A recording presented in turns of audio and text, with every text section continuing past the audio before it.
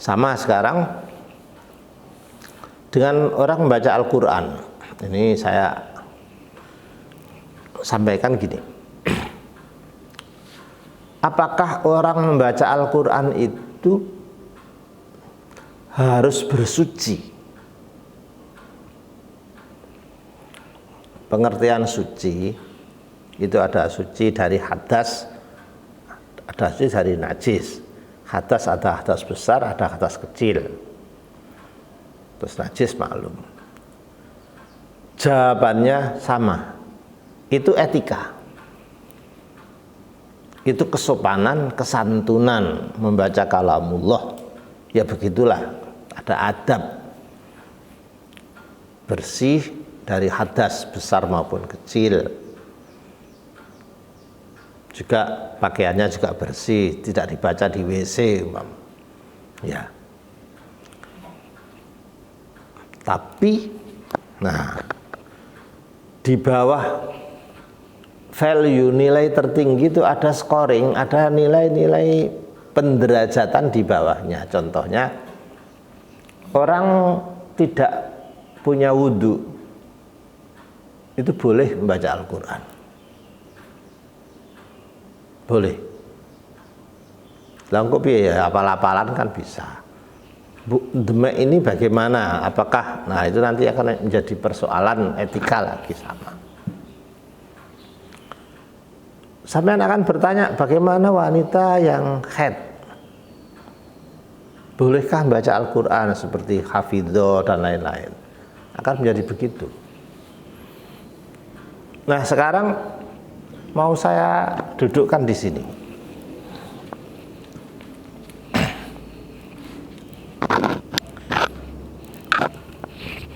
Pertama kita sepakat ya bahwa Al-Quran kalamullah ini suci, hebat, suci. Tapi sucinya itu kalamullah ini derajatnya sama dengan kesucian sholat. Orang sholat harus bersuci atau sama dengan zikir. Karena Al-Quran itu sendiri menyebut dirinya zikir. Inna nahnu nazzalna dzikra. Inna nahnu nazzalna dzikra. Menyebut dirinya dzikr. Bagi mazhab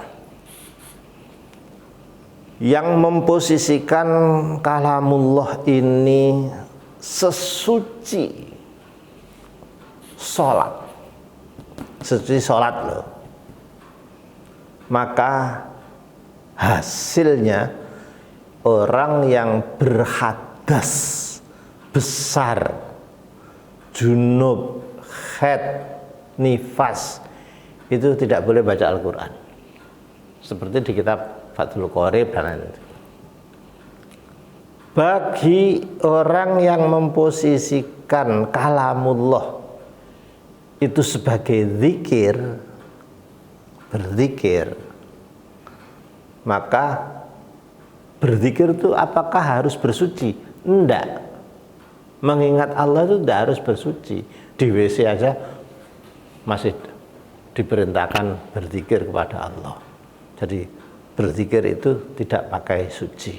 Tapi mesti ada etika lah, mosok njur WC kok maca Quran. Pandangan ini orang haid itu boleh membaca Al-Quran karena analog disamakan dengan berzikir. Sekarang gini, Bismillahirrahmanirrahim itu Al-Quran apa enggak? Kalau sampean mengatakan Al-Quran yang tinggi gitu, ya wong minum apa, naik kendaraan, makan, ya coba bismillah maca Quran berarti. mari aja alhamdulillah. Masa gak oleh. Padahal itu zikir biasa. Bagi orang yang junub ya silahkan, silahkan. Bismillahirrahmanirrahim. Alhamdulillah. Nah, lalu kita padukan aja lah. Cewek-cewek yang punya amanah Al-Quran seperti hafidho, menghafal. Bisa dibayangkan kalau libur seminggu per bulan itu loh, kan ya mengganggu hafalan. Maka deres lah, deres. Pakai kaul bahwa Al-Quran itu zikir. Ini lebih menyelamatkan, lebih mendukung tentang hafalan kita, hafalan cewek itu. Nah, bagi kiai, hafidhoh, bunyai yang melarang santrinya khed membaca Al-Quran, silahkan karena memang posisinya posisi derajat sholat. Resikonya yaitu ada reduksi, ada pengurangan. Nah, coba kalau khednya itu seminggu setiap bulan, kan berarti seperti itu. Ya mungkin bisa ditambal dengan HP mendengar, lalu terus piye gitu loh. Nah, beda dengan ini juga ini lebih apa ini? Lebih luas. Tapi ingat tidak ada apa ini bantah-bantahan, tidak ada apa ini saling engkel-engkelan, nggak usah. Silahkan yang mau mandang Quran sesuci sholat ya seperti itu, yang sesuci zikir ya seperti itu. Ini saya kira kok lebih ideal untuk dikompromikan, utamanya khusus yang hafidho itu. Nah, baik, kami mau melanjutkan ke tafsir ahkam. Sekarang masuk ke tafsir ahkam.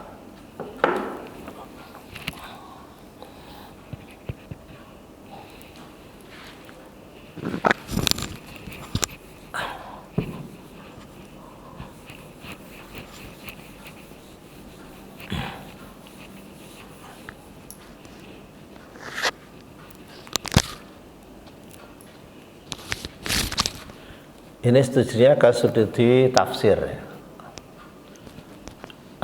Jumlah ayat Al-Quran ini, ayatnya ini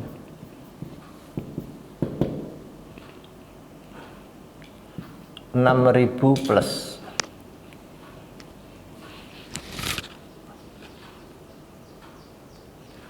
Ini 3 digit ya.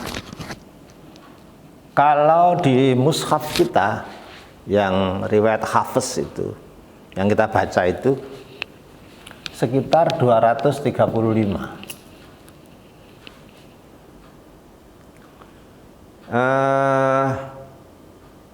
Kisarannya memang 200 plus. Dari ayat yang 6.000 lebih ini memang kita dengar ada yang mengatakan 666 kayak nomor telepon nih. Angka 666 ini tidak populer di kitab Mu'tabaroh, tapi ada sebagai qaul. Cuma kelemahan pendapat 6666 ini, 6.000 itu terlalu besar. Kalau dipaksakan maka harus memotong-motong ayat itu sehingga totalnya 6. Berarti pira iki? 6 2 3 5. Iki berarti pira? Siji. Iya dah. Kurang berapa ini? Ini 3 ya. Ini 4. Bayangkan. Kita harus menambah 431 dari hitungan ayat Al-Quran yang tercatat ayat-ayatnya di mushaf kita ini. Mushaf yang riwayat khas yang bisa kita baca itu. Cara penugel nugel motong-motong ini juga harus ada kaidah. Contohnya, kalau surah Al-Fatihah itu memang harus 7 ayat. Jadi sab'am minal masani. Imam Asy-Syafi'i memandang bismillahnya ayat nomor 1. Seterusnya siratal ladzina an'amta 'alaihim ghairil maghdubi alaihim waladdallin itu yang ke-7. Imam Malik ayat 1-nya alhamdulillah rabbil alamin. Ayat ke-6-nya siratal ladzina an'amta 'alaihim, ke-7-nya ghairil maghdubi, seterusnya. Nah, bahasa paling bagus gitulah, jumlah ayat Al-Qur'an itu 6.200 sekian lebih. Nah, kelebihannya ini yang dikhilafkan. Nah, maaf ini sampean akan bertanya, kenapa sih wong menghitung ayat aja kok beda-beda? Ini lihat, sebab-sebabnya itu satu, karena faktor basmalah. Ini bukan kok ulama itu nggak punya prinsip, enggak, tapi memang faktornya itu, apakah basmalah ini dihitung 1 ayat atau bukan.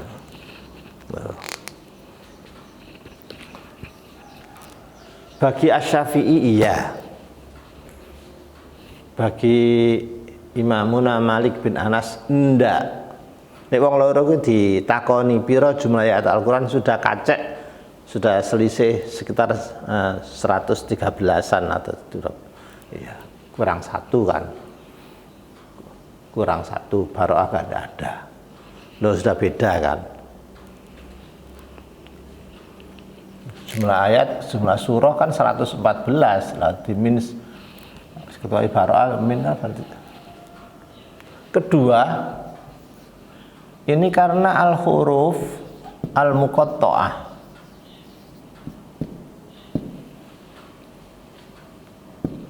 Kayak alif lam mim.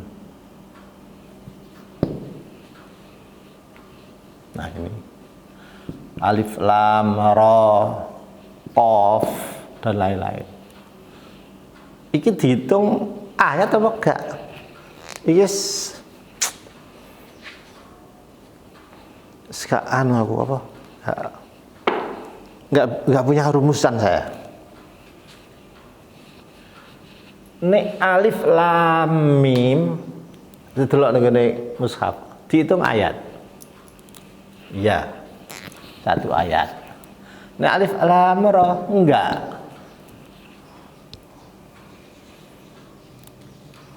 Kok begitu, rumusannya apa? Mumpung kan durung takok ngono, aku gak ngerti, wallah. Terus takokno sing nurisi ayat iku tok. Alif lam mim sad enggak be. Terus apa nih? Yasin iya. Tosin enggak. Jadi 8 huruf qat'at itu yang dihitung ayat mungkin 19 lah berapa gitu. Yang lainnya enggak. Qaf, nun barang itu enggak. Enggak. Jadi kalau ini digabungkan maka khilaf itu semakin banyak. Selisihnya pakai ratusan. Dah ya.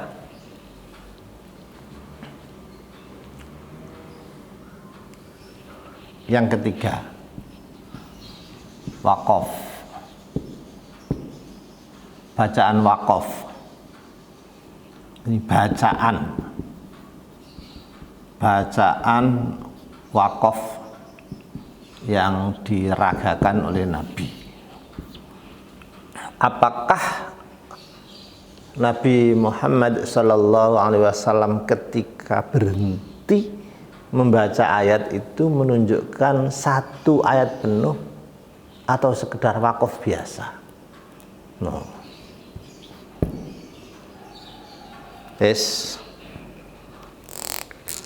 Sekarang saya tidak pernah membaca tentang ini saya. Ini wakaf dianggap tidak kenjelimetan. Yang global begini.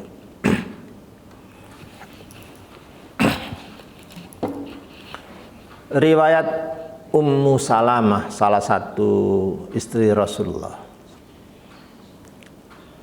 bahwa beliau itu, Hadratur Rasul itu pasti berhenti pada akhir ayat. Jadi pada akhir ayat pasti berhenti wakaf. Contohnya wal 'ashr innal insana lafi khusr. Nah, itu. Jadi tidak wal 'ashri innal insana, enggak. Jadi setiap akhir ayat beliau membaca wakaf berhenti. Karena ini untuk memblow up mengedepankan qafiyah akhir bunyi yang indah, ro itu loh. Asr, husr, sabr. Makanya di MK itu kan tidak terbiasa wal asri innal insana lafi husrin illa, itu kurang cantik lah. Enggak masuk ilah kalau dimaknani kan nggak bisa. Demi masa semua manusia rugi kecuali, itu kan nggak sama dengan penerjemahan yang ayat-ayat yang akhir tadi. Demi masa al-'ashr fi hus, semua manusia merugi ilalah kecuali lo. Jadi ada qafiyah, ada akhir bunyi ayat yang cantik, yang indah. Nah, di dalam riwayat Ummu Salamah ini tidak bisa dibalik.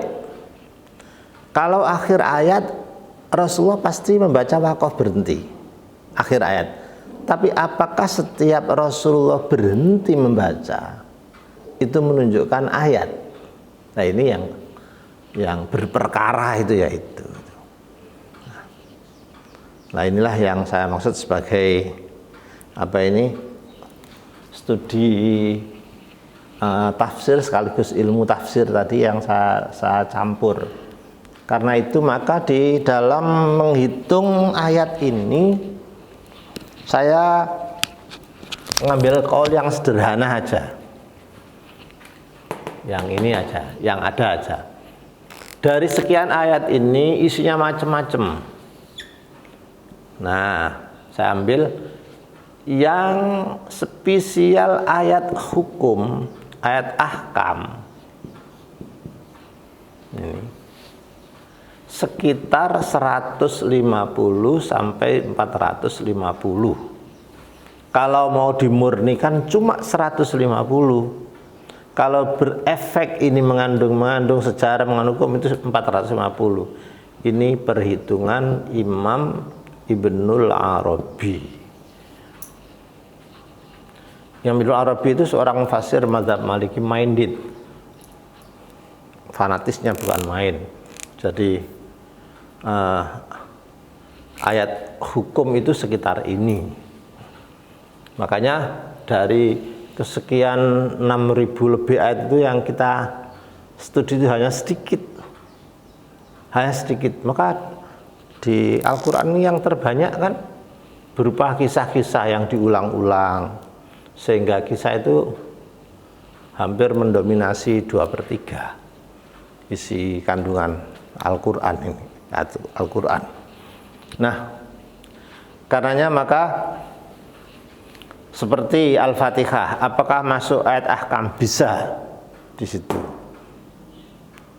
Dari mana? Mungkin dari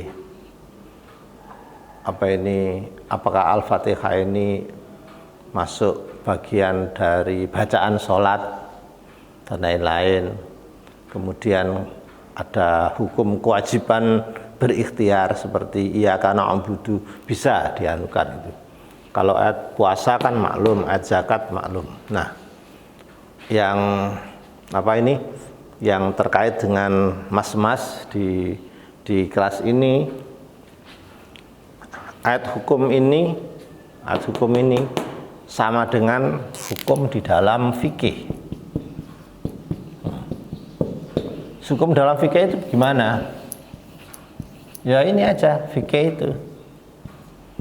Ada fikih ibadah, ada fikih muamalah,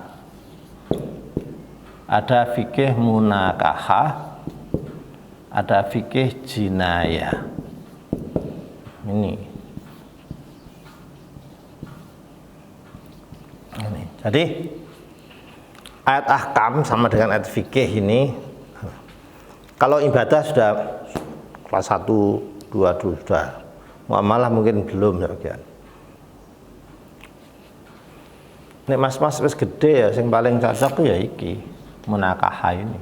Jadi gak baleni maneh. Jinayah ini masalah pidana. Urutan dalam fikih ini tidak boleh dibalik loh ya, fikih. Wong ku ibadah terus mergawe dulu, kerja, baru nikah. Kalau ada pelanggaran urusan jinayah. Tapi santri biasanya dibalik. Mari ibadah terus munakahah. Durung duwe penggawean wis wani apa jenenge iku. Nikah dhisik gitu loh. Perkara mangan kok jare mertua kan gitu. Nah, nanti insya Allah ini yang sudah kemarin saya mau ngambil ini aja, yang dimulai dari awal surah An-Nisa. Ini aja. Dari awal surah An-Nisa. Okay.